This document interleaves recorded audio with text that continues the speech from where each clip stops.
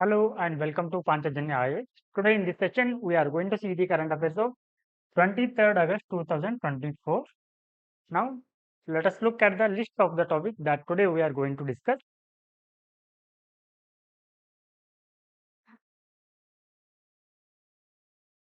So, first topic, Tripura Dam did not cause Bangladesh floods ಅಂತ ಇದೆ.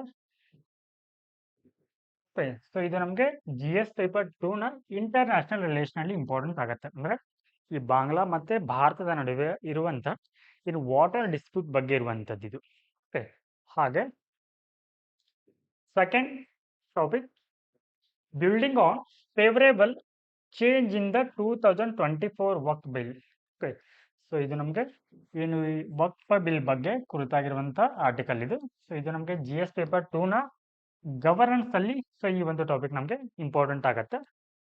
And the next topic, a look at ongoing Indian space mission ಬಗ್ಗೆ. Okay, so ಭಾರತೀಯ ಬಾಹ್ಯಾಕಾಶ ಯೋಜನೆ ಕುರಿತಾಗಿರುವಂತ article ಇದು.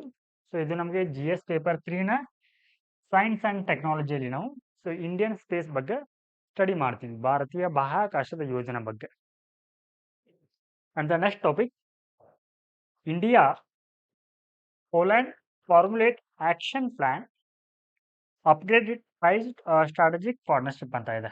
Okay, so ಇದು ನಮಗೆ ಇಂಡಿಯಾ ಮತ್ತೆ ಈ ಪೋಲೆಂಡ್ ನಡುವಿನ ಒಂದು ಸಂಬಂಧಗಳ ಕುರಿತಾಗಿರುವಂತ ಆರ್ಟಿಕಲ್ ಇದು. ಸೊ ಇದು ನಮಗೆ GS ಪೇಪರ್ 2 ನ ಇಂಟರ್ನ್ಯಾಷನಲ್ ರಿಲೇಷನ್ ಅಲ್ಲಿ ಸೊ ಈ ಒಂದು ಟಾಪಿಕ್ ನಮಗೆ ಇಂಪಾರ್ಟೆಂಟ್ ಆಗುತ್ತೆ.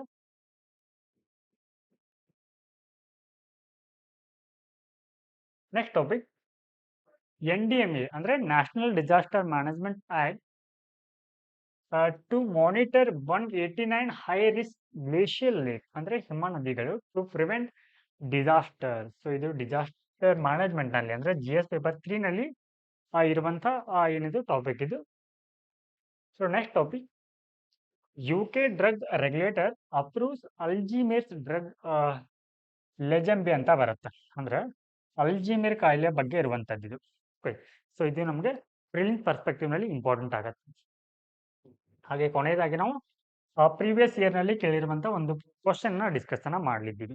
ಎಸ್, ಸೊ ಈ ಒಂದು ಆರ್ಟಿಕಲ್ಸ್ ನಾವು ಇನ್ ಡೀಟೇಲ್ ಆಗಿ ನೋಡುವ ಮೊದಲು ಸೊ ನಿನ್ನೆ ಕ್ಲಾಸ್ ನಲ್ಲಿ ನಿಮಗೆ ಪ್ರೀವಿಯಸ್ ಇಯರ್ ಅಂತಂದ್ರೆ ಸೊ ಹಿಸ್ಟ್ರಿ ಮೇಲೆ ಈ ಹಿಂದಿನ ವರ್ಷಗಳಲ್ಲಿ ಕೇಳಲಾಗಿರುವ ಒಂದು ಕ್ವಶನ್ ನ ಕೊಟ್ಟಿದ್ದೆ, ಅದರ ಆನ್ಸರ್ ಅನ್ನ ನೋಡೋಣ. Who among the following rulers of Vijayanagara ಅಂದ್ರೆ ಈ ವಿಜಯನಗರ ಸಾಮ್ರಾಜ್ಯದ ಯಾವ ರಾಜರು constructed the large dam across the Tungabhadra river, Tungabhadra ನದಿಯ ಮೇಲೆ ಅಂದ್ರೆ ಡ್ಯಾಮ್ ಅನ್ನ ಯಾರು ಕನ್ಸ್ಟ್ರಕ್ಟ್ ಮಾಡ್ತಾರೆ, ಹಾಗೆ canal cum aqueduct several kilometres long from the river to the capital city. Okay, ಅಂದ್ರೆ ಏನು ಈ ತುಂಗಭದ್ರಾ ನದಿಯಿಂದ ಹಲವಾರು ಕಿಲೋಮೀಟರ್ ವರೆಗೆ ಅಂದ್ರೆ ಈ ವಿಜಯನಗರಕ್ಕೆ ನೀರಾವರಿಯನ್ನ ಏನು ನೀರಾವರಿ ವ್ಯವಸ್ಥೆನ ಕಲ್ಪಿಸಲಿಕ್ಕೆ ಯಾರು ಕಾಲುವೆನ ನಿರ್ಮಾಣ ಮಾಡಿದ್ದಾರೆ ಅಂತ ಕೇಳಿದ್ದಾರೆ. ಓಕೆ, ಸೊ ಇದರಲ್ಲಿ ಬಹುತೇಕರು ಎಲ್ಲರೂ ಕೂಡ ಏನ್ ಮಾಡಿದ್ದಾರೆ ಇಲ್ಲಿ ಆಪ್ಷನ್ ಎ ದೇವರಾಯ ಒನ್ ಅಂದ್ರೆ ಒಂದನೇ ದೇವರಾಯ ಸೊ ಈ ತುಂಗಭದ್ರಾ ನದಿಗೆ ಅಡ್ಡಲಾಗಿ ಡ್ಯಾಮ್ ಅನ್ನ ಕಟ್ಟಿದ್ದಾರೆ ಅಂತ ಆನ್ಸರ್ ಮಾಡಿದ್ದೀರಾ. ಎಸ್, ಸೊ ಇದೇನಾಗುತ್ತೆ ಕರೆಕ್ಟ್ ಆಗತ್ತೆ. ಈ ದೇವರಾಯ ಅಥವಾ ಒಂದನೇ ದೇವರಾಯ ಸೊ ಇವರ ಬಗ್ಗೆ ನೋಡೋದಾದ್ರೆ ಸೊ ಇವರು ವಿಜಯನಗರ ಸಾಮ್ರಾಜ್ಯವನ್ನ ಪ್ರಮುಖವಾಗಿ 4 ರಾಜಮನೆತಗಳು ಏನ್ ಮಾಡುತ್ತೆ ಆಡಳಿತವನ್ನ ಮಾಡುತ್ತೆ. ಓಕೆ, ಸೊ ಅದರಲ್ಲಿ ಸಂಗಮ, ಸಾಳುವ, ತುಳುವ ಮತ್ತು ಅರವೀಡು ಈ ಸಂತತಿಗಳು ಏನ್ ಮಾಡುತ್ತೆ ಸೊ ಈ ವಿಜಯನಗರ ಸಾಮ್ರಾಜ್ಯವನ್ನ ಆಳ್ವಿಕೆನ ಮಾಡುತ್ತೆ. ಸೊ ಈ 4 ಸಂತತಿಗಳಲ್ಲಿ ಈ ದೇವರಾಯ ಒನ್ ಅಥವಾ ಒಂದನೇ ದೇವರಾಯ ಇವರು ಸಂಗಮ ಸಾಮ್ರಾಜ್ಯಕ್ಕೆ ಬಿಲಾಂಗ್ ಆಗಿರ್ತಾರೆ, ಸಂಗಮ ಸಂತತಿ. ಸೊ ಇವರ ಒಂದು ಆಳ್ವಿಕೆಯ ಕಾಲವನ್ನ ನೋಡೋದಾದ್ರೆ ಸೊ ಇವರು 1406ರಿಂದ 1422 ಮತ್ತು 23ರವರೆಗೆ ಏನ್ ಮಾಡ್ತಾರೆ ಅಂತಂದ್ರೆ ಇಲ್ಲಿ ಆಳ್ವಿಕೆಯನ್ನ ಮಾಡ್ತಾರೆ. ಎಸ್, ಸೊ ಇದಿಷ್ಟು ನಮಗೆ ಈ ಒಂದನೇ ದೇವರಾಯನ ಬಗ್ಗೆ ಗೊತ್ತಿರ್ಬೇಕಂತ so basic information. Yes, so ಇವಾಗ ಆರ್ಟಿಕಲ್ ನೋಡೋಣ. ಎಸ್, ಸೊ ಈ ಒಂದು ಟಾಪಿಕ್ ಮೇಲೆ ನಮಗೆ ಸೊ 2 ಪೇಜಸ್ ನಲ್ಲಿ ಆರ್ಟಿಕಲ್ ಗಳನ್ನ ಕೊಟ್ಟಿದ್ದಾರೆ. Tripura dam did not cause Bangladesh floods ministry of external affairs ಅಂದ್ರೆ ಏನು ಅಂತಂದ್ರೆ ಇದು ಈ ತ್ರಿಪುರಾದಲ್ಲಿ ಉಂಟಾಗಿರುವಂತ ಮಳೆಯಿಂದ ಏನಾಗಿದೆ ಅಂತಂದ್ರೆ ಇಲ್ಲಿ ಕನ್ಸ್ಟ್ರಕ್ಟ್ ಮಾಡಿರುವಂತ ಡ್ಯಾಮ್ ಬರುತ್ತೆ ಒಂದು. ಆ ಡ್ಯಾಮಿನ ಒಂದು ನೀರನ್ನ ರಿಲೀಸ್ ಮಾಡಿರೋದ್ರಿಂದ ಸೊ ಇಲ್ಲಿ ಬಾಂಗ್ಲಾದೇಶದಲ್ಲಿ ಏನು ಪ್ರವಾಹ ಉಂಟಾಗಿಲ್ಲ ಅಂತ ಹೇಳಿ ಏನು ಹೇಳ್ತಾ ಇದ್ದಾರೆ ಇಲ್ಲಿ ಮಿನಿಸ್ಟ್ರಿ ಆಫ್ ಎಕ್ಸ್ಟರ್ನಲ್ ಅಫೇರ್ಸ್ ಅವರು ಹೇಳ್ತಾ ಇದ್ದಾರೆ. ಓಕೆ, ಹಾಗೆ ಸೊ ಈ ಒಂದು ಆರ್ಟಿಕಲ್ಗಳ ಬಗ್ಗೆ ನಾವು ಇನ್ ಡೀಟೇಲ್ ಆಗಿ ನೋಡ್ತಾ ಹೋಗೋಣ. ಓಕೆ, ಸೊ ಇತ್ತೀಚೆಗೆ ಏನಾಗ್ತಾ ಇದೆ ಅಂತಂದ್ರೆ ಇಲ್ಲಿ ಕೇರಳ ಮತ್ತು ಬಾಂಗ್ಲಾದೇಶದಲ್ಲಿ ನಿರಂತರವಾಗಿ ಮಳೆ ಆಗ್ತಾ ಇದೆ. ಸೊ ಈ ಹಿನ್ನೆಲೆಯಲ್ಲಿ ಏನಾಗಿದೆ ಅಂತಂದ್ರೆ ಇಲ್ಲಿ ಬಾಂಗ್ಲಾದೇಶದಲ್ಲಿ ಒಂದಿಷ್ಟು ಪ್ರವಾಹ ಅನ್ನುವಂಥದ್ದಾಗಿದೆ. ಬಟ್ ಇಲ್ಲಿ ಬಾಂಗ್ಲಾದೇಶದವರು ಭಾರತದ ಮೇಲೆ ಏನು ಆರೋಪವನ್ನ ಮಾಡ್ತಾ ಇದ್ದಾರೆ ಅಂತಂದ್ರೆ ಈ ತ್ರಿಪುರಾದಲ್ಲಿ ಕನ್ಸ್ಟ್ರಕ್ಟ್ ಮಾಡಿರುವಂತ ಡ್ಯಾಮಿನ ಏನು ನೀರನ್ನ ರಿಲೀಸ್ ಮಾಡಿದಿರೋದ್ರಿಂದ ಸೊ ಇಲ್ಲಿ ನಮ್ಮ ಬಾಂಗ್ಲಾದೇಶದಲ್ಲಿ ಪ್ರವಾಹ ಉಂಟಾಗಿದೆ ಅಂತ ಹೇಳಿದ್ದಾರೆ. ಬಟ್ ಅದನ್ನ ಭಾರತ ಏನ್ ಮಾಡಿದೆ ಅಂದ್ರೆ ಮಿನಿಸ್ಟ್ರಿ ಆಫ್ ಎಕ್ಸ್ಟರ್ನಲ್ ಅಫೇರ್ಸ್ ಅವರು ಅದನ್ನ ತಳ್ಳಿ ಹಾಕಿದ್ದಾರೆ. ಓಕೆ, ಯಾಕೆ ಅಂತ ಅವ್ರು ಏನ್ ಕಾರಣ ಕೊಟ್ಟಿದ್ದಾರೆ ನೋಡೋಣ. ಇಲ್ಲಿ first one, the Ministry of External Affairs on Thursday denied that floods in eastern districts of the Bangladesh were caused due to the opening of the yes. So ಇಲ್ಲಿ ಈ ತ್ರಿಪುರಾದ ಈ ಡುಂಗೂರ್ ಡ್ಯಾಮ್ ಅಂತ ಬರುತ್ತೆ. ಓಕೆ, ಸೊ ಈ ನೀರನ್ನ release ಮಾಡಿರೋದ್ರಿಂದ ಬಾಂಗ್ಲಾದೇಶದಲ್ಲಿ ಪ್ರವಾಹ ಉಂಟಾಗಿದೆ ಅನ್ನೋದನ್ನ ಸೊ ಇಲ್ಲಿ ಭಾರತ ಸರ್ಕಾರ ಅದನ್ನ ತಳ್ಳಿ ಹಾಕಿದೆ. Okay, yes. ಸೊ ಇಲ್ಲಿ ಈ ಡುಂಬೂರ್ ಡ್ಯಾಮ್ ಇದನ್ನ ಯಾವ ನದಿಗೆ ಅಡ್ಡಲಾಗಿ ಕಟ್ಟಲಾಗಿದೆ ಅಂತಂದ್ರೆ Dumbur dam is built on the Gumti river ಅಂತ ಬರುತ್ತೆ. ಸೊ ಇವೆಲ್ಲ ನಮಗೆ ಪ್ರಿಲಿಮ್ಸ್ ಪರ್ಸ್ಪೆಕ್ಟಿವ್ ನಲ್ಲಿ ಇಂಪಾರ್ಟೆಂಟ್ ಆಗುತ್ತೆ. ಓಕೆ, ಸೊ ಹಾಗೆ ಇಂಟರ್ನ್ಯಾಷನಲ್ ರಿಲೇಷನ್ ಅಂತ ಬರೆಯುವಾಗ ನಾವು ಎರಡೂ ದೇಶಗಳ ನಡುವೆ ಏನಾದರೂ ಕಾನ್ಫ್ಲಿಕ್ಟ್ ಏರಿಯಾಗಳಿದೆ ಅಂತ ನೋಡ್ತೀವಿ. ಬಾರ್ಡರ್ ಡಿಸ್ಪ್ಯೂಟ್ ಕೂಡ ಇದೆ, ಹಾಗೆ ವಾಟರ್ ಶೇರಿಂಗ್ ಅಂದ್ರೆ ವಾಟರ್ ಡಿಸ್ಪ್ಯೂಟ್ ಕೂಡ ಇದೆ. ಓಕೆ, ಸೊ ಅದರಲ್ಲಿ ಈ ರೀತಿ ಒಂದು. ಓಕೆ, ಸೊ ಈ ಡುಂಬೂರ್ ಡ್ಯಾಮ್ ಅನ್ನು ನಾವು ಈ ಗುಮ್ತಿ ರಿವರ್ ನದಿಗೆ ಅಡ್ಡಲಾಗಿ ಇದನ್ನ ಕಟ್ಟಲಾಗಿದೆ. ಸೊ ಈ ರಿವರ್ ಅನ್ನುವಂಥದ್ದು ಅಂದ್ರೆ ಗುಮ್ತಿ ರಿವರ್, ಸೊ ಇದು ಭಾರತ ಮತ್ತು ಬಾಂಗ್ಲಾದೇಶಗಳ ನಡುವೆ ಹರಿಯುತ್ತೆ. ಓಕೆ, ಸೊ ಇಲ್ಲಿ ಭಾರತದ ಒಂದು ತ್ರಿಪುರಾದಲ್ಲಿ ಏನ್ ಮಾಡಿದ್ದಾರೆ ಅಂತಂದ್ರೆ ಸೊ ಈ ಬಾಂಗ್ಲಾ ಮತ್ತು ಈ ಏನು ಇಂಡಿಯಾ ನಡುವೆ ಹರಿಯುವಂತ ಈ Gumti river. Okay, so Gumti ರಿವರ್ಗೆ ಅಡ್ಡಲಾಗಿ ಏನ್ ಮಾಡಿದ್ದಾರೆ ಇಲ್ಲಿ ಡುಂಗೂರು ಡ್ಯಾಮ್ ಅನ್ನ ಕನ್ಸ್ಟ್ರಕ್ಟ್ ಮಾಡಿದ್ದಾರೆ. ಸೊ ಈ ರಿವರ್ ಏನಾಗುತ್ತೆ ಹರಿದು ಹೋಗಿ ಇಲ್ಲಿ ಬಾಂಗ್ಲಾವನ್ನ ಸೇರುತ್ತೆ. ಓಕೆ, ಸೊ ಇಲ್ಲಿ ಡ್ಯಾಮ್ ಅನ್ನ ಬಿಲ್ಡ್ ಮಾಡಿದ್ದಾರೆ. ಸೊ ಆ ಡ್ಯಾಮ್ ಇಲ್ಲಿ ಡುಂಗೂರು ಡ್ಯಾಮ್ ಅಂತ ಹೇಳಿ. ಓಕೆ, ಸೊ ಇಲ್ಲಿ ತ್ರಿಪುರಾದಲ್ಲಿ ಮಳೆ ಉಂಟಾಗೋದ್ರಿಂದ ಏನಾಗುತ್ತೆ ಅಂದ್ರೆ ಹೆಚ್ಚುವರಿ ನೀರನ್ನ ಸೊ ಇಲ್ಲಿ ಬಾಂಗ್ಲಾಕ್ಕೆ ಹರಿಬಿಡ್ಲಾಗತ್ತೆ. ಹಾಗಿದ್ರೆ ಈ ಡುಂಬೂರು ಡ್ಯಾಮ್ ನ ಒಂದು ಇಂಪಾರ್ಟೆನ್ಸ್ ಅನ್ನ ನೋಡೋದಾದ್ರೆ ಹಾಗಿದ್ರೆ ಇದನ್ನ ಎಲ್ಲಿ ಕನ್ಸ್ಟ್ರಕ್ಟ್ ಮಾಡಿದ್ದಾರೆ ಅಂತಂದ್ರೆ the Dumbur dam is located quite far from the border over 120 kilometre of stream of Bangladesh. ಅಂದ್ರೆ ಬಾಂಗ್ಲಾದೇಶದ ಒಂದು ಗಡಿಯಿಂದ ಇದು ಎಷ್ಟು ಕಿಲೋಮೀಟರ್ ದೂರದಲ್ಲಿದೆ? ಇದು 120 ಕಿಲೋಮೀಟರ್ ದೂರದಲ್ಲಿದೆ. ಓಕೆ, ಸೊ ಇದರ ಹೈಟ್ ಇರುವಂತದ್ದು ತುಂಬಾ ಕಡಿಮೆ ಇದೆ, ಜಸ್ಟ್ ಇದು 30 ಮೀಟರ್ ಹೈಟ್ ನಲ್ಲಿದೆ. ಸೊ ಇನ್ ಕೇಸ್ ಏನಾದರೂ ತ್ರಿಪುರಾದಲ್ಲಿ ಹೆಚ್ಚಾಗಿ ಮಳೆ ಆದ್ರೆ ಓಕೆ, ಸೊ 30 ಮೀಟರ್ಗಿಂತ ಜಾಸ್ತಿ ಇಲ್ಲಿ ಸ್ಟೋರೇಜ್ ಮಾಡ್ಲಿಕ್ಕೆ ಆಗೋದಿಲ್ಲ. ಆ ಒಂದು ಸಂದರ್ಭದಲ್ಲಿ ಸೊ ಇಲ್ಲಿ ಡ್ಯಾಮ್ ನಿಂದ ನೀರನ್ನ ರಿಲೀಸ್ ಮಾಡ್ಬೇಕಾಗತ್ತೆ. ಹಾಗೆ ಸೊ ಈ ಒಂದು ಡ್ಯಾಮ್ ಕನ್ಸ್ಟ್ರಕ್ಟ್ ಮಾಡಿರೋದ್ರಿಂದ ಇಲ್ಲಿ ಏನ್ ಮಾಡ್ತಾರೆ ಅಂತಂದ್ರೆ ಜನರೇಟ್ಸ್ ಪವರ್ ಅಂದ್ರೆ ವಿದ್ಯುತ್ ಶಕ್ತಿಯನ್ನು ಕೂಡ ಉತ್ಪಾದನೆಯನ್ನ ಮಾಡಲಾಗತ್ತೆ. ಹಾಗೆ ಸೊ ಇದೇ ಡ್ಯಾಮ್ ನಿಂದ feeds into a grid. Okay, and from which Bangladesh draws 40 megawatt power from the Tripura. So ಏನು ಈ ಡ್ಯಾಮ್ ಅನ್ನ ಕನ್ಸ್ಟ್ರಕ್ಟ್ ಮಾಡಿದ್ದಾರೆ ಅದರಲ್ಲಿ ವಿದ್ಯುತ್ ಶಕ್ತಿಯನ್ನ ಕೂಡ ಉತ್ಪಾದನೆಯನ್ನು ಮಾಡ್ತಾರೆ. ಅದರಲ್ಲಿ ಉತ್ಪಾದನೆ ಆಗಿರುವಂತ ವಿದ್ಯುತ್ ಶಕ್ತಿಯಲ್ಲಿ 40 ಮೆಗಾವ್ಯಾಟ್ ವಿದ್ಯುತ್ ಅನ್ನ ಏನ್ ಮಾಡ್ತಾರೆ ಇಲ್ಲಿ ಈ ಬಾಂಗ್ಲಾದೇಶಕ್ಕೆ ವರ್ಗಾವಣೆ ಮಾಡುವಂತ ಒಂದು ಒಪ್ಪಂದವನ್ನು ಕೂಡ ಮಾಡಿಕೊಳ್ಳಲಾಗಿದೆ.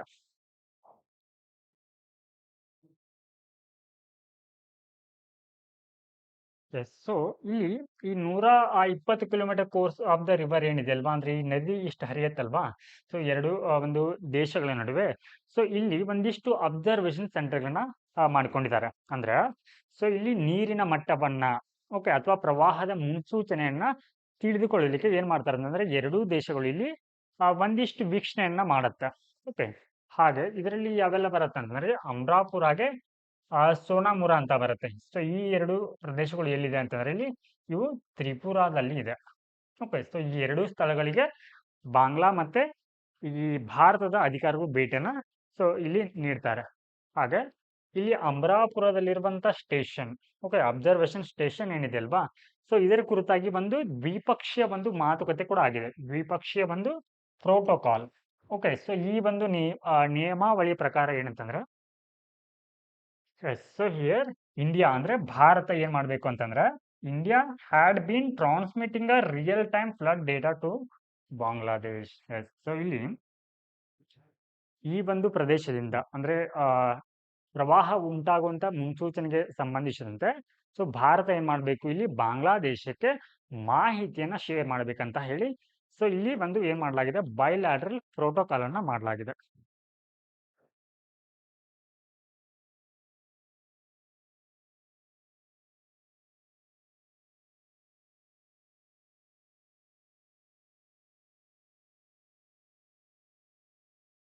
ಸೊ ಹಾಗೆ ಈ ಭಾರತ ಮತ್ತು ಬಾಂಗ್ಲಾದೇಶದ ನಡುವೆ ಸುಮಾರು 54, okay, so India and Bangladesh shared 54 common cross border rivers. So ಎರಡೂ ದೇಶಗಳ ನಡುವೆ 54 ಕ್ರಾಸ್ ಬಾರ್ಡರ್ ರಿವರ್ಗಳಿವೆ.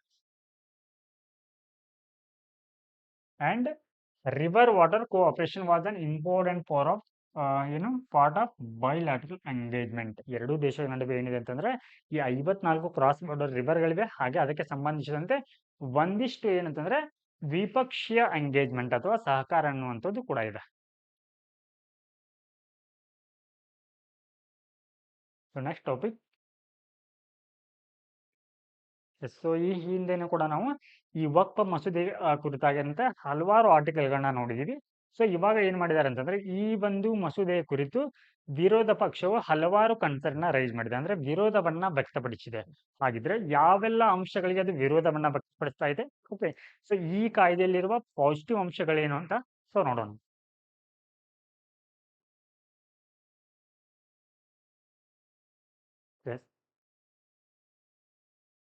ಸೊ ಈ ಒಂದು ಮಸೂದೆಯನ್ನ ಏನು ಇದು ವಕ್ಫ್ ಬೋರ್ಡ್ ಸಂಬಂಧಿಸಿದಂತ ಮಸೂದೆಯನ್ನ ಏನ್ ಮಾಡಿದ್ದಾರೆ ಅಂತಂದ್ರೆ, refer to the joint parliamentary committee. Okay, so polity perspective ನಲ್ಲಿ ಈ ಕಮಿಟಿ ಕೂಡ ನಮಗೆ ಇಂಪಾರ್ಟೆಂಟ್ ಆಗುತ್ತೆ, ಅಂದ್ರೆ ಜಂಟಿ ಸಂಸದೀಯ ಸಮಿತಿ ಅಂತ ಕನ್ನಡದಲ್ಲಿ.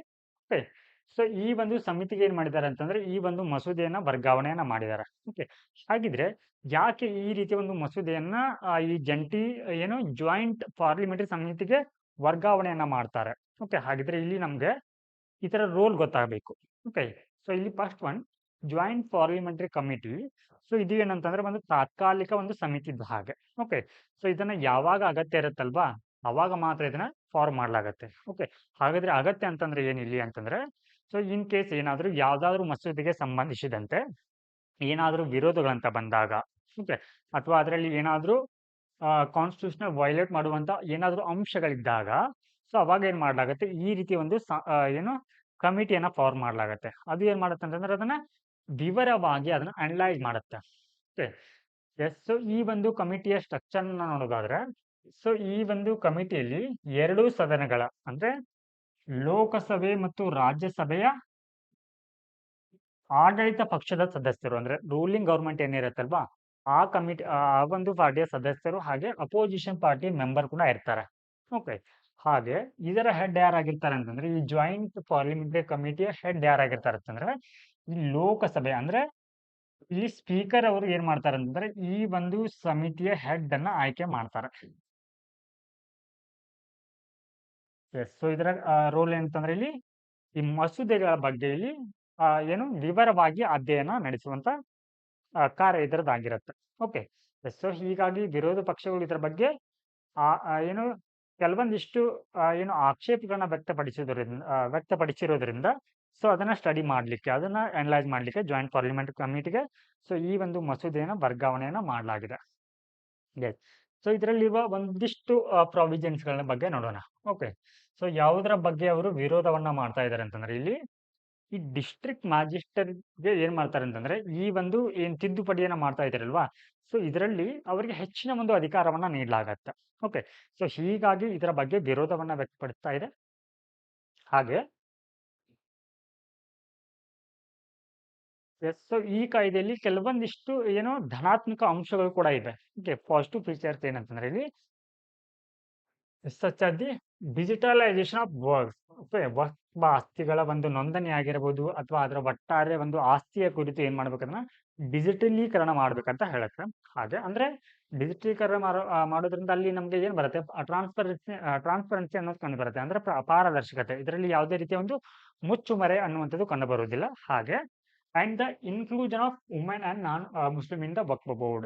ಸೊ ಇದು ಇಂಪಾರ್ಟೆಂಟ್ ಇಲ್ಲಿ ನಮ್ಗೆ. ಓಕೆ, ಸೊ ಇಲ್ಲಿ ಏನು ವಕ್ಫ್ ಬೋರ್ಡ್ ಇದೆ ಅಲ್ವಾ, ಸೊ ಇದರಲ್ಲಿ ಮುಸ್ಲಿಂ ಮತ್ತು ಮುಸ್ಲಿಮೇತರ ಮಹಿಳೆಯರಿಗೂ ಕೂಡ ಸೊ ಈ ಒಂದು ಬೋರ್ಡ್ ನಲ್ಲಿ ಸ್ಥಾನವನ್ನ ನೀಡಬೇಕಂತ ಸೊ ಈ ಒಂದು ತಿದ್ದುಪಡಿ ಮಸೂದೆ ಹೇಳುತ್ತೆ. ಹಾಗೆ ಫ್ಯಾಮಿಲಿ ವಕ್ಫ್ ರಿಫಾರ್ಮ್ಸ್ ಅಂತ ಬರುತ್ತೆ. ಓಕೆ, ಸೊ ಇದು ಕೂಡ ಏನಂತಂದ್ರೆ ಇದು ಕೂಡ ಒಂದು ನಮ್ಗೆ ಪಾಸಿಟಿವ್ ಫೀಚರ್ ಆಗಿ ಇದನ್ನ ನೋಡ್ಬೋದು. ಯಾಕೆ ಅಂತಂದ್ರೆ ಸೊ ಇದರ ಉದ್ದೇಶ ಏನಂತಂದ್ರೆ prevent the denial of inheritance right to heirs including women. Okay, so ಅಂದ್ರೆ ಈ ಫ್ಯಾಮಿಲಿ ವಕ್ಫ್ ರಿಫಾರ್ಮ್ಸ್ ಅನ್ನ ಮಾಡೋದ್ರಿಂದ ಅಂದ್ರೆ ಮೊದಲು ಯಾವ ರೀತಿ ಇತ್ತು ಅಂತಂದ್ರೆ ಈ ಮುಸ್ಲಿಂನ ವೈಯಕ್ತಿಕ ಕಾನೂನುಗಳಲ್ಲಿ ಮಹಿಳೆಯರಿಗೆ ಓಕೆ ಆಸ್ತಿ ವರ್ಗಾವಣೆಯನ್ನ ನಿರ್ಬಂಧನೆಯನ್ನ ಮಾಡಲಾಗ್ತಾ ಇತ್ತು. ಬಟ್ ಇವಾಗ ಅದನ್ನ ತೆಗೆದು ಹಾಕಲಾಗಿದೆ. ಸೊ ಈ ರೀತಿಯ ಒಂದು ಏನು ಈ ಫ್ಯಾಮಿಲಿ ವಕ್ಫ್ ಕುರಿತಂತೆ ಹಲವಾರು ಏನು ಮೇಜರ್ ಅಂತಂದ್ರೆ ಸೊ ಇಲ್ಲಿ ಏನು ಜಾಸ್ತಿ ಅಂದ್ರೆ ಮುಸ್ಲಿಂ ಮೆಜಾರಿಟಿ ಕಂಟ್ರಿಗಳಲ್ಲಿ ಕೂಡ ಏನ್ ಮಾಡಲಾಗಿದೆ, ಸೊ ಈ ರೀತಿಯ ಒಂದು ರಿಫಾರ್ಮ್ ಅನ್ನ ಕೂಡ ಮಾಡಲಾಗಿದೆ. ಬಟ್ ಭಾರತದಲ್ಲಿ ಏನಂತಂದ್ರೆ they also been criticised for the potentially limiting women's inheritance right. So ಇಲ್ಲಿ ನಿಮ್ಗೆ ಮೇಲೆ ಹೇಳಿದ ಹಾಗೆ ಸೊ ಇಲ್ಲಿ ಮಹಿಳೆಯರಿಗೆ ಆಸ್ತಿಯ ಒಂದು ಏನು ವರ್ಗಾವಣೆಯನ್ನ ಮಾಡ್ಲಿಕ್ಕೆ ಅವರಿಗೆ ನಿರ್ಬಂಧವನ್ನ ಮಾಡಲಾಗಿತ್ತು. ಸೊ ಇಲ್ಲಿ ಸಿವಿರಲ್ Muslim majority countries influenced by colonialism have abolished or restricted the family work. Okay. So ಭಾರತದಲ್ಲಿ ಈ ರೀತಿ ಮಹಿಳೆಯರಿಗೆ ಅಂದ್ರೆ ಆಸ್ತಿ ವರ್ಗಾವಣೆಯನ್ನ ಯಾಕೆ ತಡೆ ಹಿಡಿಲಾಗ್ತಾ ಇತ್ತು ಅಂತಂದ್ರೆ ಇದರ ಹಿಂದಿನ ಉದ್ದೇಶ ಏನಂತಂದ್ರೆ ಆಸ್ತಿ ಅನ್ನುವಂಥದ್ದು ಫ್ರಾಗ್ಮೆಂಟೇಶನ್ ಅಥವಾ ಅದನ್ನು ಏನು protect property from fragmentation and ensure welfare. Okay, ಅವರ ಆಸ್ತಿ ಅನ್ನುವಂಥದ್ದು ಛಿದ್ರೀಕರಣವಾಗದಂತೆ ತಡೀಲಿಕ್ಕೆ ಈ ಒಂದು ಕಾನೂನ ಭಾರತದಲ್ಲಿ ತರಲಾಗಿತ್ತು.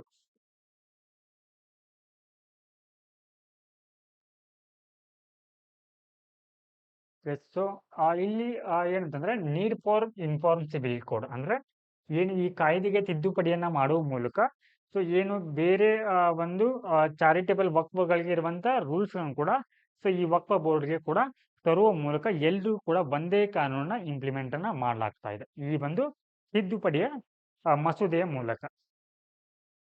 So next topic,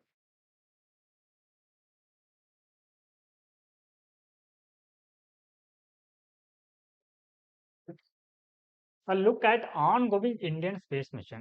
So here keyword is Indian space mission ಬಗ್ಗೆ ಇರುವಂತದ್ದು. ಓಕೆ, ಸೊ ಅಂದ್ರೆ ಇವತ್ತು ಡೇಟ್ 23. Okay, 23 August. ಸೊ ಇದರ ಒಂದು ಎಕ್ಸಾಕ್ಟ್ 1 ಇಯರ್ ಹಿಂದೆ 23 ಆಗಸ್ಟ್ 2023 ನಲ್ಲಿ ಏನ್ ಮಾಡಲಾಗಿತ್ತು ಅಂತಂದ್ರೆ ಚಂದ್ರಯಾನ 3 ಮಿಷನ್ ನ ಲಾಂಚ್ ಮಾಡಲಾಗಿತ್ತು. ಓಕೆ, ಸೊ ಅಲ್ಲಿ ಏನಂತಂದ್ರೆ ಈ ಒಂದು ದಿನದಂದು ಏನಾಗಿತ್ತು ಇಲ್ಲಿ ಈ ಚಂದ್ರಯಾನ ಮಿಷನ್ ನ ಲ್ಯಾಂಡರ್ ಮತ್ತೆ ವಿಕ್ರಮ್ ಏನಾಗಿತ್ತು ಅಂತಂದ್ರೆ ಈ ಚಂದ್ರನ ದಕ್ಷಿಣ ಭಾಗದಲ್ಲಿ ಏನ್ ಮಾಡಿತ್ತು ಲ್ಯಾಂಡ್ ಆಗಿತ್ತು. ಓಕೆ, ಸೊ ಆ ಒಂದು ದಿನವನ್ನ ಏನ್ ಮಾಡ್ತಾರೆ ಅಂತಂದ್ರೆ ಪ್ರಧಾನಮಂತ್ರಿಯವರು ಸೊ ಈ ಒಂದು ದಿನವನ್ನ ಅಂದ್ರೆ 23 ಆಗಸ್ಟ್ ಏನಿದೆ ಅಲ್ವಾ ಈ ದಿನವನ್ನ ಅಂದ್ರೆ ಈ ವಿಕ್ರಮ್ ಮತ್ತು ಲ್ಯಾಂಡರ್ ಆ ಒಂದು ಸ್ಥಳದಲ್ಲಿ ಲ್ಯಾಂಡ್ ಆಗಿರುವ ದಿನವನ್ನ ನ್ಯಾಷನಲ್ ಅಥವಾ ಇಂಡಿಯಾ ನ್ಯಾಷನಲ್ ಸ್ಪೇಸ್ ಡೇ ಅಂತ ಸೆಲಿಬ್ರೇಟ್ ಮಾಡ್ಲಿಕ್ಕೆ ಕರೆಯನ್ನ ನೀಡಿದ್ರು. ಓಕೆ, ಸೊ ಅಂದ್ರೆ ಇವತ್ತು ಏನು ಯಾವ ದಿನ ಇಲ್ಲಿ ಇಂಡಿಯಾ ನ್ಯಾಷನಲ್ ಸ್ಪೇಸ್ ಡೇ ಅಂತ. ಎಸ್, ಸೊ ಈ ಹಿನ್ನೆಲೆಯಲ್ಲಿ ನಾವು ಇಂಡಿಯಾದ ಈ ಹಿಂದೆ ಯಾವೆಲ್ಲ ಇಸ್ರೋ ಯಾವೆಲ್ಲ ಒಂದು ಮಿಷನ್ ಗಳ ಲಾಂಚ್ ಮಾಡಿತ್ತು ಅಂತ ಸೊ ನೋಡೋಣ.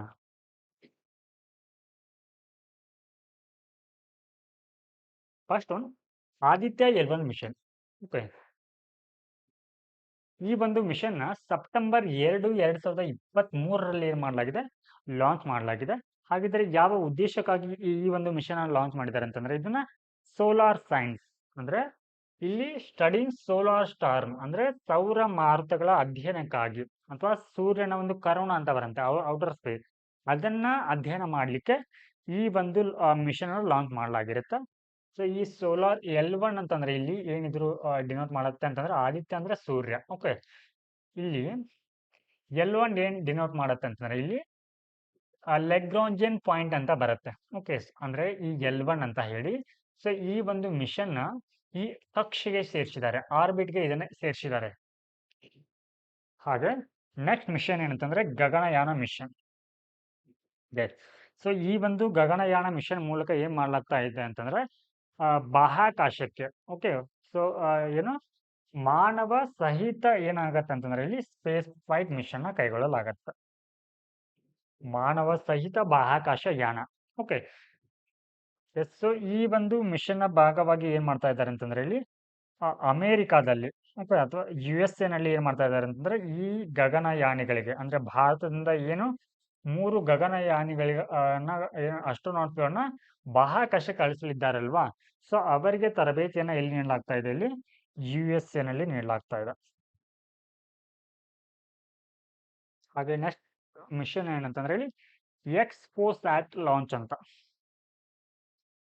ಎಕ್ಸ್ಪೋಸ್ಯಾಟ್ ಲಾಂಚ್. ಸೊ ಈ ಒಂದು ಮಿಷನ್ ನ ಜನವರಿ 2024ರಲ್ಲಿ ಲಾಂಚ್ ಮಾಡಲಾಗಿದೆ. ಓಕೆ, ಸೊ ಏನಿದು ಎಕ್ಸ್ಪೋಸ್ಯಾಟ್ ಅಂತಂದ್ರೆ ಎಕ್ಸ್ರೇ ಪೊಲಿರಿಮೀಟರ್ ಸ್ಯಾಟಲೈಟ್ ಅಂತ ಹೇಳಿ. ಸೊ ಇದರ ಒಂದು ಉದ್ದೇಶ ಏನಂತಂದ್ರೆ ಇದು ಸೆಲೆಸ್ಟಿಯಲ್ ಆಬ್ಜೆಕ್ಟ್ಸ್ ಗಳಿಂದ ಬರುವಂತಹ ಏನು ರೇಡಿಯೇಷನ್ಗಳ ಬಗ್ಗೆ, ಅಂದ್ರೆ ಬಾಹ್ಯಾಕಾಶದಲ್ಲಿ ಕೆಲವೊಂದಿಷ್ಟು ವಸ್ತುಗಳಿರುತ್ತೆ. ಓಕೆ, ಅವುಗಳಿಂದ ಹೊರಹೊಮ್ಮುವ ಒಂದು ರೇಡಿಯೇಷನ್ಗಳನ್ನ ಕುರಿತು ಅಧ್ಯಯನವನ್ನ ಮಾಡಲಿಕ್ಕೆ ಸೊ ಈ ಒಂದು ಎಕ್ಸ್ಪೋಸ್ಯಾಟ್ ಸ್ಯಾಟಲೈಟ್ ಅನ್ನು ಲಾಂಚ್ ಮಾಡಲಾಗಿದೆ. ಹಾಗೆ ಇನ್ಸ್ಯಾಟ್ 3D ಲಾಂಚ್ ಅಂತ ಬರುತ್ತೆ. ಸೊ ಇದು ಏನಂತಂದ್ರೆ ಇದು ಒಂದು ಮೆಟ್ರೋಲಾಜಿಕಲ್ ಸ್ಯಾಟಲೈಟ್, ಅಂದ್ರೆ ಹವಾಮಾನವನ್ನ ಅಧ್ಯಯನ ಮಾಡಲಿಕ್ಕೆ ಲಾಂಚ್ ಮಾಡಲಾಗಿರುವಂತ ಒಂದು ಮಿಷನ್ ಇದು. ಓಕೆ, ಸೊ ಏನಂತಂದ್ರೆ ಇಲ್ಲಿ about GSLV enhancing vehicle credibility ahead of the upcoming. Okay, so NASA ಮತ್ತು ಇಸ್ರೋದವರು ಇವಾಗ ಏನು ನಿಸಾರ್ ಮಿಷನ್ ನ ಕೈಗೊಳ್ಳಲಿದ್ದಾರಲ್ವಾ, ಸೊ ಅದರ ಭಾಗವಾಗಿ ಏನ್ ಮಾಡಲಾಗಿದೆ, ಸೊ ಈ ನಿಸಾರ್ ಮಿಷನ್ ನ ಲಾಂಚ್ ಮಾಡಿರುವಂತದ್ದು.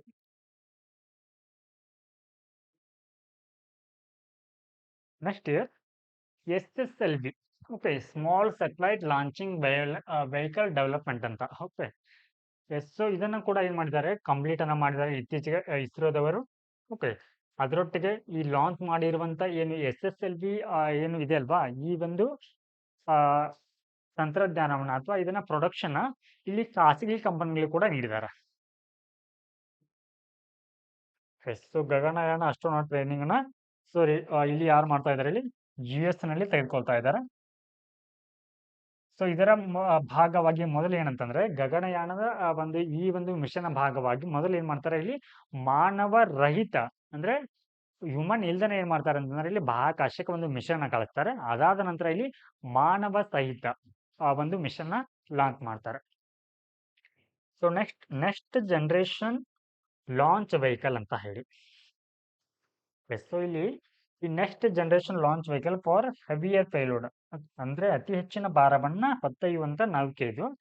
ಸೊ ಇದು ಯಾವ್ದನ್ನ ರಿಪ್ಲೇಸ್ ಮಾಡುತ್ತೆ ಅಂತಂದ್ರೆ ಈ ಹಿಂದೆ ಸೊ ಇಲ್ಲಿ ಹೆಚ್ಚಿನ ಒಂದು ಪೇಲೋಡ್ ಅನ್ನ ಕ್ಯಾರಿ ಮಾಡ್ಲಿಕ್ಕೆ ಇಲ್ಲಿ GSLV Jio synchronous satellite launching vehicle ಅಂತ ಸೊ ಇವುಗಳನ್ನ ಯೂಸ್ ಮಾಡಲಾಗ್ತಾ ಇತ್ತು.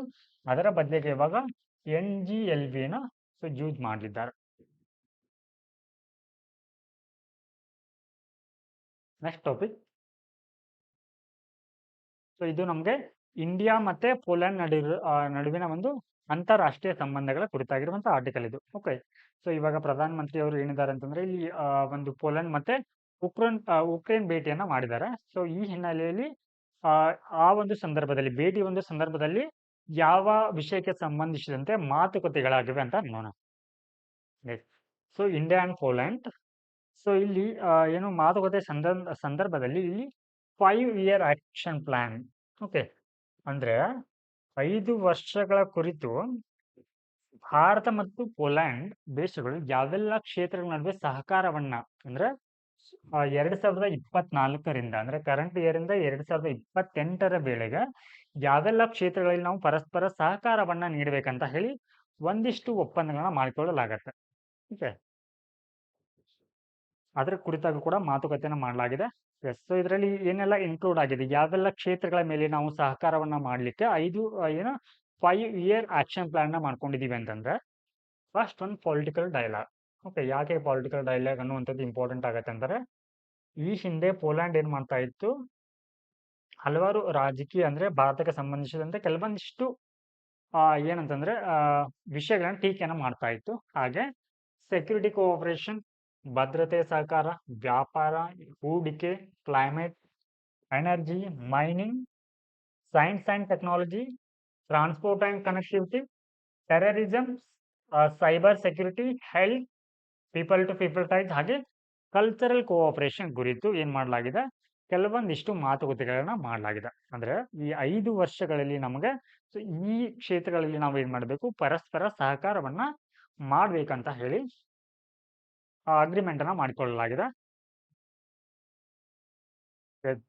ಸೊ ಇಲ್ಲಿ ಈ ಪೋಲ್ಯಾಂಡ್ ನಿಂದ ಭಾರತಕ್ಕೆ ಏನೆಲ್ಲ ಬೆನಿಫಿಟ್ ಆಗತ್ತೆ ಅಂತಂದ್ರೆ, ಸೊ ಇಲ್ಲಿ ಇಂಟರ್ನ್ಯಾಷನಲ್ ರಿಲೇಷನ್ ಅಂತ ಬಂದಾಗ ನಾವು ಅದೇ ರೀತಿ ಥಿಂಕ್ ಮಾಡ್ತೀವಿ. ಓಕೆ, ಸೊ ಇಲ್ಲಿ ಭಾರತದಿಂದ ಪೋಲ್ಯಾಂಡ್ಗೆ ಏನ್ ಇಂಪಾರ್ಟೆನ್ಸ್ ಆಗತ್ತೆ, ಅಥವಾ ಪೋಲ್ಯಾಂಡ್ ಇಂದ ಭಾರತಕ್ಕೆ ಏನೆಲ್ಲ ಇಂಪಾರ್ಟೆನ್ಸ್ ಆಗತ್ತೆ ಅಂತ ಹೇಳಿ. Okay, yes. ಸೊ ಹಿಯರ್ ಏನಂತಂದ್ರೆ, ಪೋಲ್ಯಾಂಡ್ ಈ ದೇಶ ಅನ್ನುವಂಥದ್ದು ಈ ಆಹಾರ ಸಂಸ್ಕರಣೆ, ಓಕೆ, ಅಂದ್ರೆ ಫುಡ್ ಪ್ರೊಸೆಸಿಂಗ್ ಸೆಕ್ಟರ್ಗಳಲ್ಲಿ ಏನಾಗಿದೆ ಅಂತಂದ್ರೆ, ಇದು ಕೂಡ ಟಾಪ್ ಕಂಟ್ರಿಗಳಲ್ಲಿ ಕೂಡ ಸೊ ಒಂದಾಗಿದೆ. ಓಕೆ, ಸೊ ಹೀಗಾಗಿ ಈ ರೀತಿಯ ಅಡ್ವಾಂಟೇಜ್ ಅನ್ನು ನಾವು ಎಲ್ಲಿ ಬಳಸ್ಕೊಳ್ಬಹುದು ಅಂತಂದ್ರೆ, ಭಾರತದಲ್ಲಿ ಕೂಡ ನಾವು ಏನ್ ಮಾಡ್ತಾ ಇದೀವಿ, ಮೆಗಾ ಫುಡ್ ಪಾರ್ಕ್ಗಳನ್ನ ಬಿಲ್ಡ್ ಮಾಡ್ತಾ ಇದೀವಿ. ಓಕೆ, ಸೊ ಅವುಗಳಿಗೆ ಜಾಯ್ನ್ ಆಗ್ಲಿಕ್ಕೆ ಅಂದ್ರೆ ಇವಾಗ ಆಲ್ರೆಡಿ ಏನಿದ್ದಾರೆ ಇವರು ಟಾಪ್ ನಲ್ಲಿ ಇದ್ದಾರೆ ಫುಡ್ ಪ್ರೊಸೆಸಿಂಗ್ ನಲ್ಲಿ. ಭಾರತದಲ್ಲಿ ಕೂಡ ಆಹಾರ ಸಂಸ್ಕರಣೆಗೆ ಸಂಬಂಧಿಸಿದಂತೆ ಮೆಗಾ ಫುಡ್ ಪಾರ್ಕ್ಗಳನ್ನ ಬಿಲ್ಡ್ ಮಾಡ್ಲಾಗ್ತಾ ಇದೆ. ಸೊ ಇವರನ್ನ ಏನ್ ಮಾಡೋದು ಇವಾಗ, ಸೊ ಈ ಒಂದು ಯೋಜನೆ ಭಾಗಿ ಅವರನ್ನ ಸೇರಿಸಿಕೊಳ್ಳುವಂತ ಒಂದು ಪ್ರಯತ್ನ.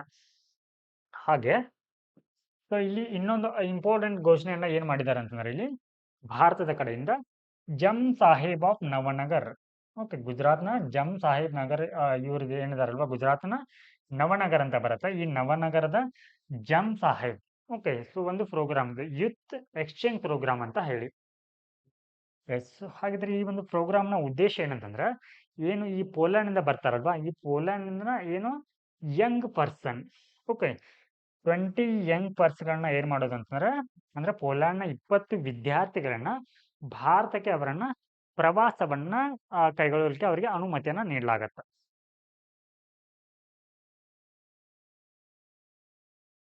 ಎಸ್. ಸೊ ಹಾಗೆ ಇನ್ನೊಂದು ಅಗ್ರಿಮೆಂಟ್ ಅನ್ನು ಕೂಡ ಮಾಡಲಾಗಿದೆ, ಸೋಷಿಯಲ್ ಸೆಕ್ಯೂರಿಟಿ ಅಗ್ರಿಮೆಂಟ್ ಅಂತ ಹೇಳಿ, ಸಾಮಾಜಿಕ ಭದ್ರತಾ ಒಪ್ಪಂದ. ಅಂದ್ರೆ ಏನಿದು ಅಂತಂದ್ರೆ, ಸೊ ಇಲ್ಲಿ ಎರಡೂ ದೇಶಗಳ ನಡುವಿನ ವರ್ಕರ್ಸ್ ಮೊಬಿಲಿಟಿ ಅಂದ್ರೆ ವೀಸಾಗೆ ಸಂಬಂಧಿಸಿದಂತೆ, ಹಾಗೆ ಸ್ಕಿಲ್ಡ್ ವರ್ಕ್ ಫೋರ್ಸ್ ಆಗಿರ್ಬೋದು and promote mobility.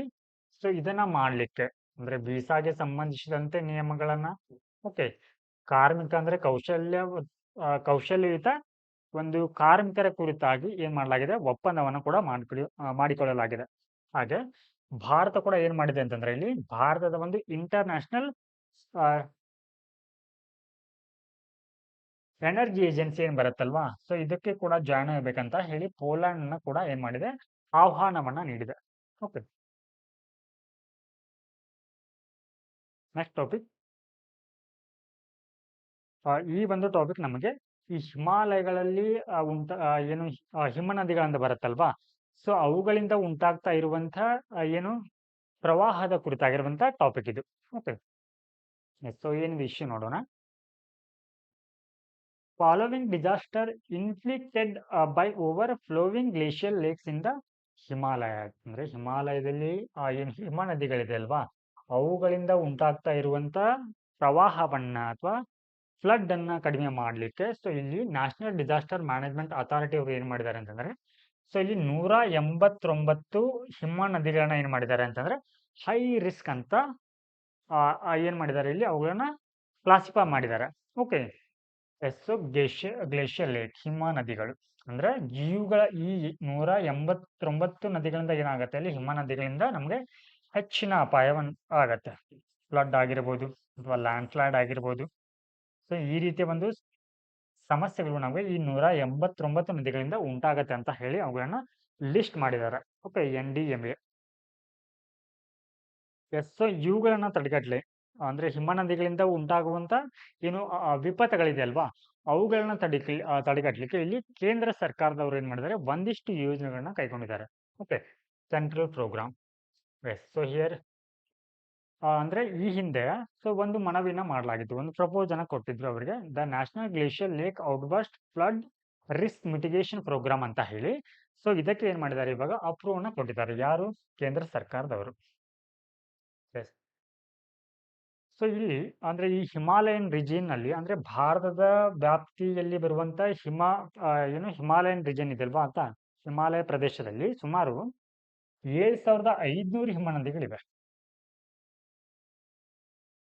S, so ಇವುಗಳಲ್ಲಿ ಕೆಲವೊಂದಷ್ಟು ಹಿಮನದಿಗಳನ್ನ ಏನ್ ಮಾಡ್ಲಾಗತ್ತೆ, ಇಲ್ಲಿ ರಿಮೋಟ್ ಸೆನ್ಸಿಂಗ್ ಅನ್ನ ಮಾಡ್ಲಾಗತ್ತೆ. ಅಂದ್ರೆ ಸ್ಯಾಟಲೈಟ್ ಗಳ ಮೂಲಕ ಏನ್ ಮಾಡ್ಲಾಗತ್ತೆ, ಆ ಒಂದು ಹಿಮನದಿಗಳ ಮೇಲೆ ಗಮನವನ್ನ ನೀಡಲಾಗತ್ತೆ. So next year Central Water Commission in an October 2023 report stated that 902 glacial lakes and water bodies are being monitored via satellites. Yes, so ಇವುಗಳಲ್ಲಿ ಸುಮಾರು 7500 ಗ್ಲೇಷಿಯಲ್ ಲೀಕ್ಗಳಲ್ಲಿ 902 ಹಿಮನದಿಗಳನ್ನ ಸ್ಯಾಟಲೈಟ್ ಮೂಲಕ ಏನ್ ಮಾಡ್ಲಾಗ್ತಾ ಇದೆ, ಇಲ್ಲಿ ಅಬ್ಸರ್ವ್ ಅನ್ನ ಮಾಡ್ಲಾಗ್ತಾ ಇದೆ. ಓಕೆ, ಹಾಗಿದ್ರೆ ಇಲ್ಲಿ ನಮಗೆ ಸೆಂಟ್ರಲ್ ವಾಟರ್ ಕಮಿಷನ್ ಯಾಕೆ ಬಂತು ಇಲ್ಲಿ ಅಂತಂದ್ರೆ, ಸೊ ನಮಗೆ ನಾವು ಈ ಹಿಂದೆ ಈ ಈ ಡಿಸಾಸ್ಟರ್ ಕುರಿತು ಅರ್ಲಿ ವಾರ್ನಿಂಗ್ ಏಜೆನ್ಸಿಗಳ ಬಗ್ಗೆ ತಿಳ್ಕೊಂಡಿದ್ದೀವಿ. ಓಕೆ, ಸೊ ಇಲ್ಲಿ ನಮ್ಗೆ ಫ್ಲಡ್ ಅಂತ ಬಂದ್ರೆ, ಸೊ ಈ ಫ್ಲಡ್ ಬಗ್ಗೆ ಅಥವಾ ಪ್ರವಾಹದ ಬಗ್ಗೆ ನಮ್ಗೆ ಯಾರು ಮುನ್ನೆಚ್ಚರಿಕೆನ ನೀಡ್ತಾರೆ? ಓಕೆ, ಸೆಂಟ್ರಲ್ ವಾಟರ್ ಕಮಿಷನ್, ಕೇಂದ್ರೀಯ ಜಲಮಂಡಳಿ. ಸೊ ಇವರು ನಮ್ಗೆ ಮುನ್ನೆಚ್ಚರಿಕೆಯನ್ನ ನೀಡ್ತಾರೆ.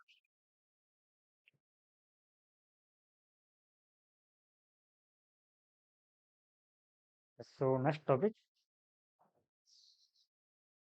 UK drug regulator approves Alzheimer's drug Leqembi. Okay, so ನಮಗೆ ಈ ರೀತಿ ಕ್ವಶನ್ ಕೇಳ್ತಾರೆ. ಓಕೆ, ಸೊ ಲೆಕ್ಕಿಂಬಿ ಅಂತ ಕೊಟ್ಟು ರೀಸೆಂಟ್ಲಿ ಸೀನ್ ಇನ್ ನ್ಯೂಸ್ ಅಂತ ಕೊಟ್ರೆ, ಸೊ ಇದು ಏನಂತಂದ್ರೆ ಯಾವ ಕಾಯಿಲೆಗೆ ಸಂಬಂಧಿಸಿದಂತ ಡ್ರಗ್ ಇದು? ಅಲ್ಜಿಮಿರ್ ಅಂತ ಬರುತ್ತೆ. ಓಕೆ, ಸೊ ಅದನ್ನ ವಾಸಿ ಮಾಡ್ಲಿಕ್ಕೆ ಇರುವಂತ ಒಂದು ಏನಿದು ಡ್ರಗ್ ಇದು ಅಥವಾ ಔಷಧಿ. ಓಕೆ, ಹಾಗಿದ್ರೆ ನಮ್ಗೆ ಇಲ್ಲಿ ಕೀವರ್ಡ್ ಏನಂತಂದ್ರೆ ಅಲ್ಜಿಮಿರ್ ಕಾಯಿಲೆ ಅನ್ನುವಂಥದ್ದು. ಓಕೆ, ಸೊ ನಾವು ಈ ಹಿಂದೆ ಈ ಕಾಲರಾ ಬಗ್ಗೆ ಸ್ಟಡಿಯನ್ನ ಮಾಡ್ಬೇಕಿದ್ರೆ, ಸೊ ಅಲ್ಲಿ ನಿಮ್ಗೆ ಆಪ್ಷನ್ ಅಲ್ಲಿ ಅಲ್ಜಿಮೇರ್ ಬಗ್ಗೆ, ಓಕೆ, ಅಂದ್ರೆ loss of memory. Okay, so ಇದು ಯಾವ ಕಾಯಿಲೆಯಿಂದ ಉಂಟಾಗತ್ತೆ ಅಂತ ಹೇಳಿ. ಓಕೆ, ಸೊ ನಾವು ಅವಾಗ ಡಿಸ್ಕಸ್ ಮಾಡಿದ್ವಿ. ಸೊ ಇಲ್ಲಿ ಲಾಸ್ ಆಫ್ ಮೆಮರಿ ಅನ್ನುವಂಥದ್ದು ನಮಗೆ ಅಲ್ಜಿಮೇರ್ ಕಾಯಿಲೆಯಿಂದ ಉಂಟಾಗತ್ತೆ ಅಂತ ಹೇಳಿ. ಎಸ್, ಸೊ ಅದೇ ಒಂದು ಕಾಯಿಲೆ ಇವಾಗ ಇರುವಂತದ್ದು. Okay, about Alzheimer diseases. Yes, so it is a brain condition that causes a progressive decline in memory, thinking, learning and organizing skill. ಅಂದ್ರೆ ಸೊ ಇದು ನಿಮಗೆ ಯಾವ ರೀತಿ ಪರಿಣಾಮವನ್ನ ಬೀರುತ್ತೆ ಅಂತಂದ್ರೆ, ನಿಮ್ಮ ಜ್ಞಾಪಕ ಶಕ್ತಿ, ನಿಮ್ಮ ವಿಚಾರ ಶಕ್ತಿಯ ಮೇಲೆ ಏನಾಗುತ್ತೆ, ಇದು ಪರಿಣಾಮವನ್ನ ಬೀರುತ್ತೆ. ಅಂದ್ರೆ ನಿಮ್ಮ ಒಂದು ವಿಚಾರ ಶಕ್ತಿ ಅನ್ನುವಂಥದ್ದು ಕಡಿಮೆ ಆಗತ್ತೆ, ಅಥವಾ ನಿಮ್ಮ ನೆನಪಿನ ಶಕ್ತಿ ಅನ್ನುವಂಥದ್ದು ಕಡಿಮೆ ಆಗತ್ತೆ. ಸೊ ಈ ಒಂದು ಕಾಯಿಲೆ ಇದ್ದವರಲ್ಲಿ. ಓಕೆ, ಹಾಗಿದ್ರೆ ಇದು ಕಾಮನ್ ಟೈಪ್ ಆಫ್ ಡೆಮೆನ್ಷಿಯಾ, ಅಂದ್ರೆ ಬುದ್ಧಿಮಾಂದ್ಯತೆ ಅಂತ ಕರಿತೀವಿ ಅಲ್ವಾ, ಅಂದ್ರೆ ಬುದ್ಧಿಹೀನರು, ಬುದ್ಧಿಮಾಂದ್ಯತೆ. Okay,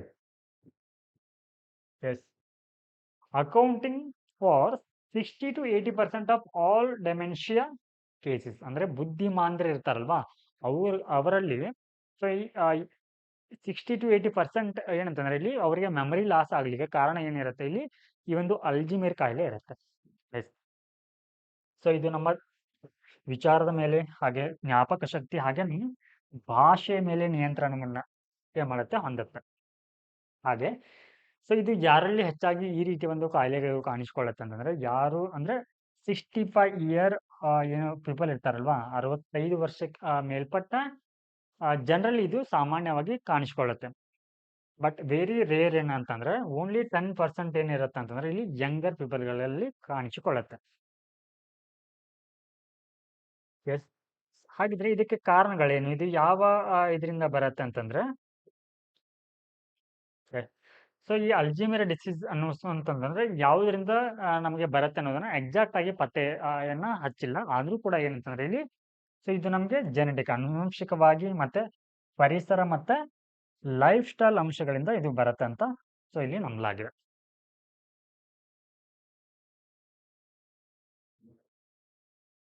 yes. ಸೊ ನಾವಿವಾಗ ಪ್ರೀವಿಯಸ್ ಇಯರ್‌ನಲ್ಲಿ ಕೇಳಲಾಗಿರುವ ಅಂತಂದ್ರೆ 2022ರಲ್ಲಿ ಕೇಳಲಾಗಿರುವಂಥ ಕ್ವೆಶ್ಚನ್ ಇದು. ಗಾಂಧಿಕೋಟ ಕೆನಾನ್ ಅಂದ್ರೆ ಈ ಗಾಂಧಿಕೋಟ ಕಣಿವೆ ಇದು. ಕೆನಾನ್ ಮೀನ್ಸ್ ಕಣಿವೆ. ಆಫ್ ಸೌತ್ ಇಂಡಿಯಾ ಅಂದ್ರೆ ದಕ್ಷಿಣ ಭಾರತದ ಈ ಗಾಂಧಿಕೋಟ ಕಣಿವೆ ಎನ್ನುವಂಥದ್ದು was created by which one of the following river ಅಂದ್ರೆ ಈ ಕೆಳಗಿನ ಯಾವ ನದಿಗಳಿಂದ ಈ ಗಾಂಧಿಕೋಟ ಕಣಿವೆ ಅನ್ನುವಂಥದ್ದು ಫಾರ್ಮ್ ಆಗಿದೆ ಅಂತ ಕೇಳಿದ್ದಾರೆ. ಸೊ ಇಲ್ಲಿ ನಾವು ಆಪ್ಷನ್ ಕೊಟ್ಟಿದ್ದಾರೆ. So Kaveri, Manjira, Pennar and Tungabhadra river ಅಂತ ಕೇಳಿದ್ದಾರೆ. ಓಕೆ. ಸೊ ನಮಗೆ UPSC-ನಲ್ಲಿ ಈ ರಿವರ್‌ಗಳ ಮೇಲೇನು ಕೂಡ ಕ್ವೆಶ್ಚನ್‌ನ ಕೇಳ್ತಾರೆ ಅನ್ನೋದಕ್ಕೆ ಇದೊಂದು ಎಕ್ಸಾಂಪಲ್ ಕೂಡ ಇದು. ಓಕೆ. ಸೊ ಇದರ ಉತ್ತರಗಳನ್ನ ನಾವು ಕಮೆಂಟ್‌ನಲ್ಲಿ ತಿಳಿಸಿ. ಹಾಗೆ ವಿಡಿಯೋ ನಿಮಗೆ ಇಷ್ಟ ಆಗ್ತಾ ಇದ್ರೆ ಲೈಕ್ ಮಾಡಿ. ಹಾಗೆ ನಿಮ್ಮ ಅನಿಸಿಕೆ ಮತ್ತು ಅಭಿಪ್ರಾಯಗಳನ್ನ ಕಮೆಂಟ್ ನಲ್ಲಿ ತಿಳಿಸಿ. ಸೊ ಇದರ ಉತ್ತರಗಳನ್ನ ನಾವು ನಾಳೆ ಕ್ಲಾಸ್‌ನಲ್ಲಿ ಚರ್ಚಿಸೋಣ. ನಮಸ್ಕಾರ.